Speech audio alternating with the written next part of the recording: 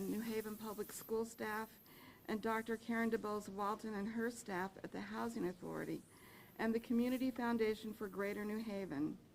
Emergency resources were identified to alleviate for these families what would have otherwise been nothing short of a child care emergency. The agreement announced this afternoon continues after-school programming at the Boys and Girls Club, and you'll hear from Stephanie Barnes. Can we just give them a round of applause and give Stephanie a round of applause? This will preserve the after-school schedule and sometimes delicate transportation logistics for hundreds of New Haven families. I would share this thought about the coalition that came together with just a moment's notice. These for children enrolled, peace of mind for families, and a community response to help an on-the-ropes, not-for-profit provider. This week's joint response and the cooperation built into it is just the latest example of a city that gels when it's needed most. As mayor, I'm so proud of the resolve, the willingness to step up, and the kindness of heart built into this resolution. As mayor, I'm so grateful to my team at City Hall. I want to especially thank Daryl Jones, who has worked on this for a number of days now. And I really want to thank the New Haven Public Schools and Dr. Eileen Tracy for recognizing what this kind of disruption would have cost our children. And I know she's not here, but Teddy Barra was also very active, and Gemma Joseph. So thank you all for just stepping up and coming to the table. In this regard, it really does mean it takes a village. I see that Ron Hurt is here, standing behind me. I don't have eyes in the back of my head, but he's here. He's one of the aldermen who has been affected. So many of the parents have been calling our alders, and I just want to thank all of them. Yesenia Rivera is here. She's a member of our Board of Education. And so I want to thank her and the Board of Education for allowing the New Haven Public Schools to step up in the way. So I'm grateful to all of them and to all of these city partners for contributing time, effort, and resources to address this issue. And I guess no one has been more bothered by this and upset by it than the executive director of the Boys and Girls Club. So Stephanie Barnes, would you come forward and tell us what we're doing? Well, first of all, thank you all for being here and for taking your time and attendance. It's very encouraging to see the support that we have in the room today. This is a great day for the families, the kids that we serve, their families, and the entire community. The Boys and Girls Club, as was mentioned, has served children in New Haven with great pride for nearly 150 years. We're grateful for the outpouring of community support that has been provided in the last week. We sincerely regret the angst or distress that may have been caused by the abrupt announcement. We're especially grateful for the input and support from the City of New Haven, the Housing Authority, and New Haven Public Schools. We'd especially like, and so many others, we'd especially like to thank the Community Foundation for Greater New Haven for their continued support in this investment. The foundation has provided a 3-year grant of $125,000, and the club received the first distribution today. Fortunately, the foundation's regular board meeting took place yesterday, so they were able to expedite their funds. And I know they don't want to speak, but I really have to thank Sarah Fabish at the foundation for her ongoing support and everything that she's done to help us sort of mitigate this crisis. Yes.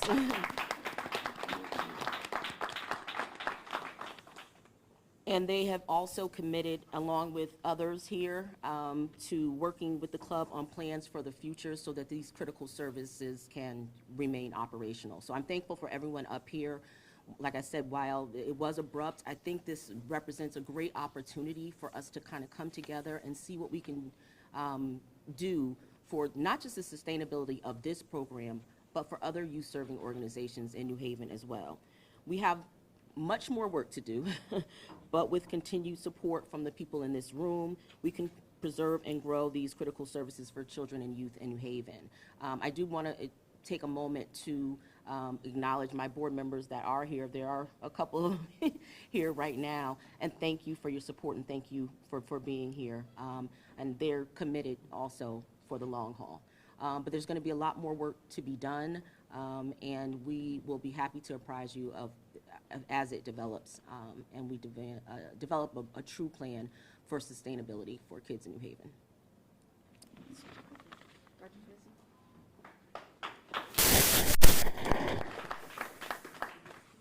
Let me say this, we read of this situation in the paper. My board president, Darnell Golston, called and said, Dr. Tracy, you'll have to do something about this. We jumped into action with the mayor and others and had our first meeting about 2 days ago, strategizing for what we need to do for our families. It didn't matter what happened, we would have come to the support of our families, because that's important to us. So we had put some contingency plans in place, and we were happy that we came to some resolutions after we met with Mayor's Department, Community Foundation, having conversation back and forth on the phone, and also Boys and Girls Club and some of our board members and other people. We came together, about 15 or so of us in a room this morning, and we stayed on the plan to make sure there is some resolve. And we were happy that everyone was able to work together and come to some resolution. We have to continue to support our families. We cannot let this happen again. Our families were in turmoil over this. So we will continue to work with support of New Haven Public Schools, the Board of Education, the City of New Haven, Housing Authority, and the Community Foundation, along with Boys and Girls Club, to make sure we find some ways of sustaining this service that is so vital to our families. Thank you. Thank you. Thank you to the City of New Haven, Mayor Harp, to Community Foundation, Board of Education, and to the other organizations that came in and stepped in a mighty way. It shows what we can do as a city. Sustainability brings forth unity. And we have suffered a great deal in the Hill trying to keep our children safe and involved in after-school programs. The history of the Boys and Girls Club has been long in the history of the City of New Haven. But one thing is for sure, we have one great project, the Q House being built on the other side of town, and have one closing that could not have been. So we thank all those that have stepped forward, stepped to the plate. This is just the beginning. Discussions have to be had, people to the table, and I'm sure in my heart of hearts, and people who stand here today, it feels heavy, but we're relieved now that no one will be left behind. The after-school programs will go forward, but we need to come together as a community. City administration, Board of Alders, all of us parents, other entities need to come together. It's about the children. When we fail to take care of our children, we fail to do injustice to ourselves, to our family, and to our Creator. Thank you so much. Thank you, Mayor Harp, Dr. Tracy, Community Foundation, and other community partners who came together to brainstorm around this problem. The Board of Education supports Dr. Tracy on this endeavor. We appreciate how quickly they came together, she and her staff came together to help with this problem. The good thing is we are planning on emergency contingency plans to help with these issues going forward. Thank you.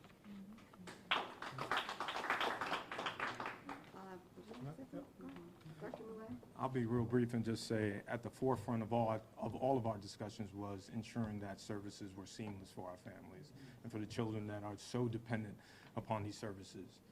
Having once been a Boys and Girls Club member years and years ago, I understand how important it was for my parents to have these services in place to be able to, you know, do the things that I needed to do and be able to connect with other kids like myself in the community. So for us, you know, as a city, we were all in with Stephanie and with all of the other partners to ensure that they're supported, and that support will continue past today and how we might be able to make sure something like this doesn't come to the forefront again. So thank you. So we'd be happy to answer. Is there someone who could just step forward and talk about what the plan actually is, where the money's coming from, and who's doing what? Do you want to do that, Stephanie? So in addition to the Community Foundation, there are other folks that have been reaching out. So that plan is, we probably need a little while to firm up that plan. But I've received a lot of supportive calls for people that want to help, including club alumni. And I think that any alum in the building, I'm calling on your support today. We need you, no matter, it's almost 150 years. There's a lot of alum that can step forward and help in a number of different ways, whether you attended the club in 1940 or you attended the club in, you know, last year. That I am getting calls for that kind of support. We will be in other conversations with Boys and Girls Clubs of America as well, so I don't want to leave them out of that discussion. But we do need at least, you know, I would say a few days to kind of firm up a true sustainability plan, and probably more than that. But our doors are open today, and they will be open on Monday to receive children. This came from an emergency grant from, Well, it wasn't really an emergency grant. It was just expedited. It was already a grant that was in Can you place. just explain that, what the grant actually is? It's general operating support through the Community Foundation. I see, yeah. Can you give us an amount? The total amount currently is $125,000. Naturally, we know we're going to need a lot more than that for a sustainability plan, but this allows us time to work with others, including all those behind me on that, and I'm glad that they committed to that work. And we hope that we'll hear from more people in the public about how they can step up, and I'm actually fielding a lot of those calls as we speak, so. You're looking to do some kind of fundraising? Yes, Can you yes, speak to that? yes. Yeah, it'll be an entire fundraising plan in terms of, and some of my board is here too. There'll be fundraising through private foundations, but also through public. And so you'll hear more about that next week. Can you speak to the suddenness of this, why this suddenly came to a head?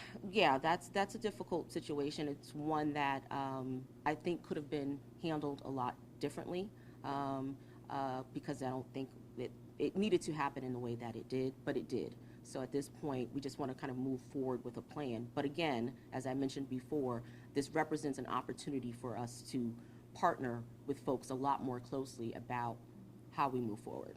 Was it something that you all wanted to see kind of worked out among the organization before you went public with it? Was there Yes, that any was. sort of embarrassment about it that kind of kept it internal? Well, I think, not embarrassment on my part per se, but I do think there's a lot of pride. This is a long-serving, you know, organization. So, sure, that, you know, I don't want to place the blame on anyone, but I just do want to say that we're just looking forward to working with partners and looking at more of this, at this more as an opportunity. I don't personally agree with the way that it was communicated. I didn't agree with that. But moving forward, you know, I think now now we're having this conversation. And so I think that's a good thing. Can you talk about why perhaps parents couldn't have been notified some months ago just to kind of give themselves sort of time to look for something else? I'm not going to speak to that right now. I'd prefer to have one of my board members to speak to that. But I think that was the goal. Again, we were sort of preempted with the letter, and again, that wasn't my decision. So. Could you have a board member come up and speak to member of the board kindly step up? Thank you. Just introduce yourself, if you would. Thank you. Thank you very much. My name is Alex DiCepolo. Been a board member for 20 years, and prior to that, I was a member of this club when it was on Jefferson Street in New Haven. And the event is unfortunate. In this area of relying on contributions, and I have an accounting background, so it's not something that you can look and say we have a cash flow of X dollars. I have to tell you, over the 20 years being on this board, we've had issues struggling sometimes to meet cash flow, and at the last minute we've had donors step up, and this time it got to a point where for protection of the children we had to make an announcement. Could we have made it earlier? Maybe. But again, we've had people step forward often, and it never came to this point. That's kind of it in a nutshell. Just so we have it correct, can you spell your name for us, please, sir? It's D-I-S-C-E-P as in Peter, O-L-O. Thank you. Thank you for the explanation. You're welcome. Appreciate it. Thank you all very much. Thank you.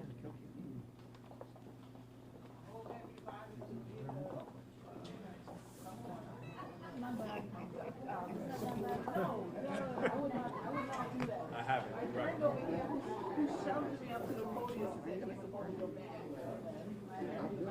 Still knocking on the doors.